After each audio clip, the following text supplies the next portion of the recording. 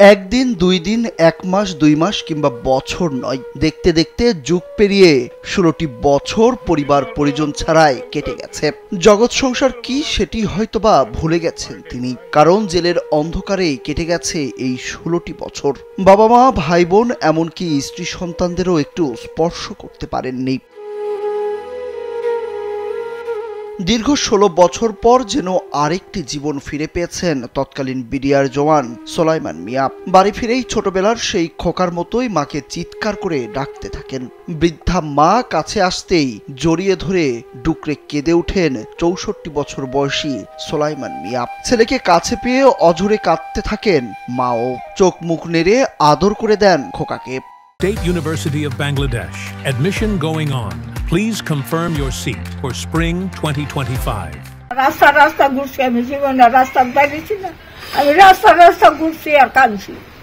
বাদ দেয়া গেছে, অনুষ্ঠান গেছে, গেল আমি বেরিয়ে গেছি। আমার পুত্র করতে আমার তুমি কিনে বেরিয়ে যাও, তোমার পুত্র আছে শান্তি তো। আমি যাই তো আমার রাস্তা যাই, কইছে মা দোয়া করে আমার লাগে, তুমি খালি দোয়া করো মা, আমার লাগে আর কুস্তা চাওয়া পারলো, আমার লাগে দোয়া করো।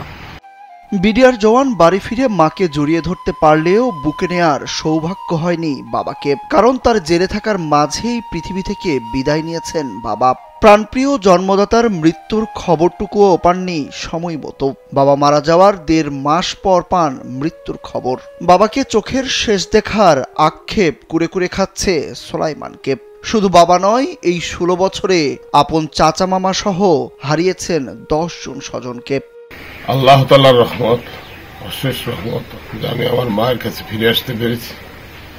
দেশবাসী, আমার ছেলে মেয়ে, আত্মীয় স্বজন সবার কাছে ফিরে আসতে পেরেছি।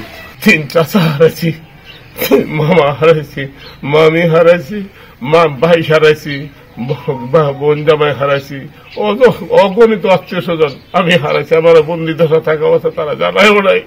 বিডিআর বিদ্রোহের ঘটনায় ১৬ বছর কারাভোগ করা সোলাইমান মিয়ার বাড়ি ব্রাহ্মণবাড়িয়ার আখাউড়া উপজেলার দক্ষিণ ইউনিয়নের কেন্দুয়াই গ্রামে। সোলাইমানের স্ত্রী কোহিনুর বেগম জানান, স্বামী জেলে যাওয়ার পর কত যে কষ্ট করেছেন সেটি বলে বোঝানো যাবে না। খেয়ে পড়ে বাঁচতে হাত পাততে হয়েছে অন্যের কাছে। আমি খুব কষ্টে আমার দিন কাটছে, মানে একদিন খাইয়া আরেকদিন খাওয়ার মতন আমার কোনো সুযোগ সুবিধা ছিল না। মানে মানুষে দেখছে, মানুষে বলছে তুমি আল্লাহর কাছে বলো স্বামী একদিন তোমার ফিরে আসবে, তোমার এই দিন যাবে না, দিন ভালো হবে তোমার। তো আমি এটাই আল্লাহর কাছে চাইছি, দিনের এতে আরাধনা করছি, প্রার্থনা করছি আমার স্বামী ফিরে আসুক, নির্দোষ মানুষ।